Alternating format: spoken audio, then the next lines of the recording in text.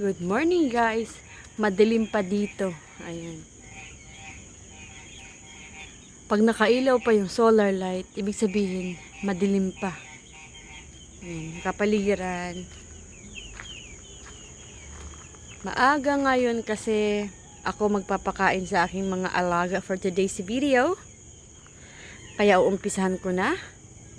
Good morning, Judge. Yung umaga ay nag-uumpisa sa pag-iipon ng tubig kasi fresh water ang ginagamit para sa progeny or sa mga vitamins ng mga manok. Vitamins. So, meron na ako ditong tubig. Ayan. Siyempre yung kanilang vitamins. Guys, di ba kanina nakita niyo yung mga tubig na prepare ko? Ito na yan sila. Inabot na ako ng liwanag. Siyempre, mabilis talagang liwanag ngayon. So, ito yung aking ginagamit, yung Egg 1000 para kaila Buttercup at Oatloom. So, meron silang sariling tubig. Ito yung kanilang tubig. Sukat na to sa kanilang lalagyan ng kanilang tubig para hindi magsayang or magtapon. So, saan ko na to? Kuha lang ako ng pangtimpla para sa kanila.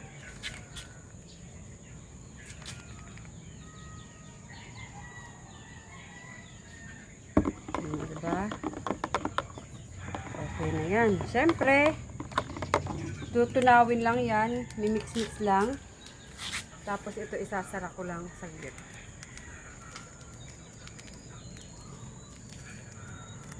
After ko matunaw to, ayan.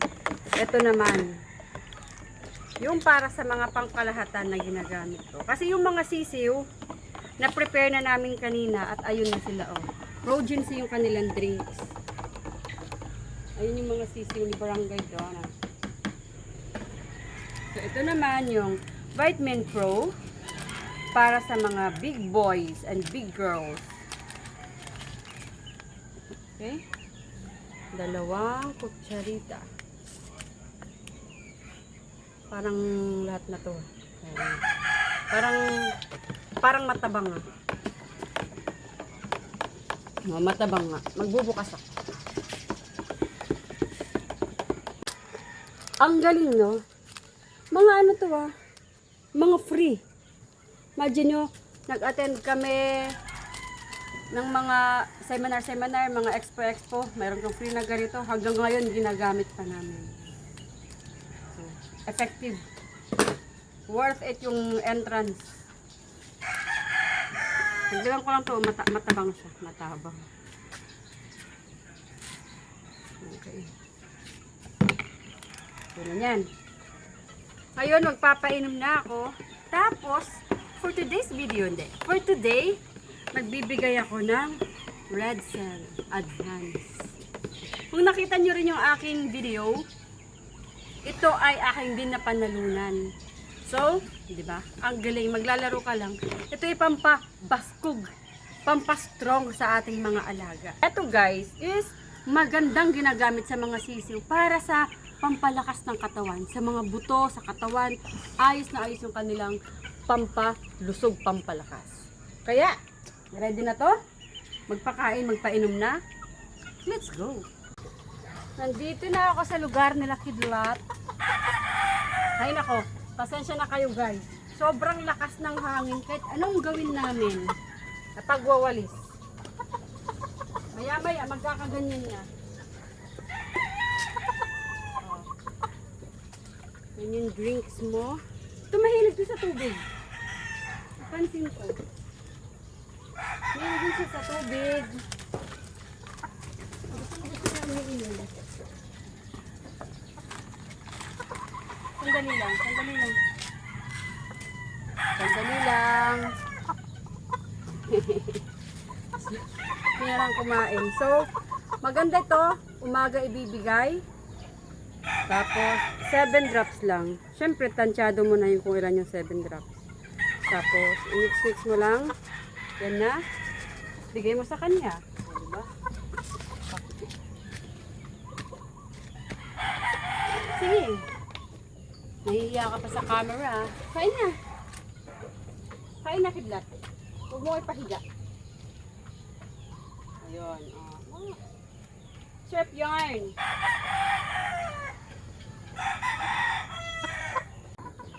Guys, kung napapansin nyo, dito lang yung makalat.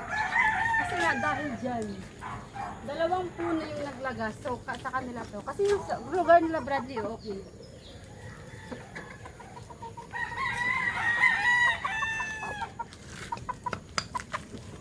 Sandali lang, sandali lang.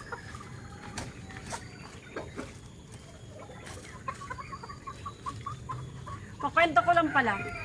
Nung kagabi, tumatahol si Cookie yung aso. Tapos tinignan ko, bakit kaya? Ayun pala. Yun pala. Si Kidlat sumampa sa nakasabit na siya dun sa bakod. Pasaway. Mix lang. Mekos lang. Red cell. Oh. Ito kasi medyo malinis. Medyo malinis.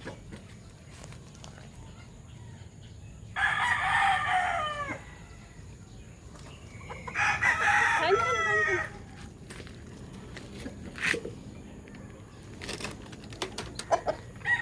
Si Bradley, di ko nalalagyan ng pampabaskog kasi mabaskog na yan siya. Tsaka kaya na ng sarili niya.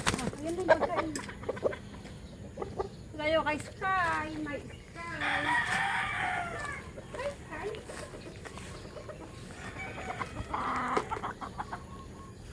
Ginagawa ko everyday bago siya pakainin. Lagay ko yung pagkain doon, papakita ko sa kanya na wala akong hawak na pagkain. Siyempre para hindi niya ako tukain, no? Halika. Okay. So, ang laki mo na! Pero hindi pa kita pupungusan. Gusto ko na sana makita yung pagmukha niya na nakapungos. Ano kayo tsura mo, bebe? Yee! Ang laki mo na! Nakaka-proud naman kasi ako nag-alaga talaga nito. So, malaki na siya at saka hindi siya mailap sa akin. Which is good. O sige. Going to eat na.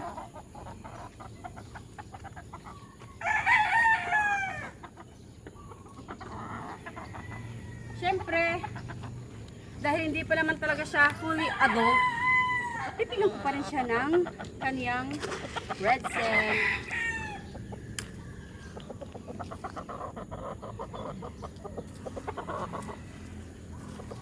Dito. O, diba? Yun, no? Yan ang aking Sky. Sarap. Bago ko makalimutan yung tubig pala. Malanggam pala yung lugar doon. Malanggam pala. So ngayon, pupunta na tayo sa kabila kasi nandun yung aking pinapalaki. Yung aking mag-asawa. Excuse me. Lalabas, lalabas ha. Excuse me. Sandali! Atlong! Excited! So for the update, dito sa ating mga itlog, ay malanggam! Silipin na naman natin yung kanilang lugar.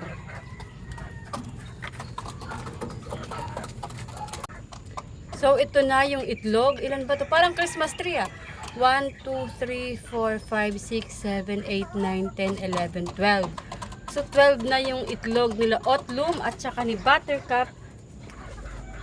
Very good kayo guys ah. Very good kayo. Siyempre, dahil ito sa tulong ng Egg 1000. Okay. Sukat na sukat yan guys. Oh. Not a drop sa labas ng lalagyan.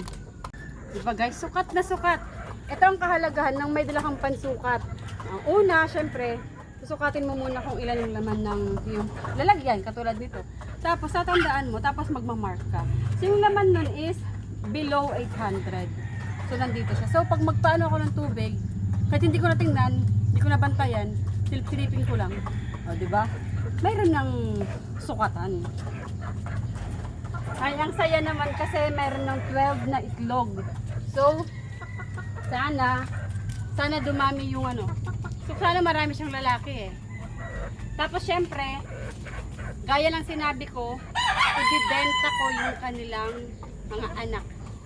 So yung mga nag-aarbor dyan, wala tayong ano dun.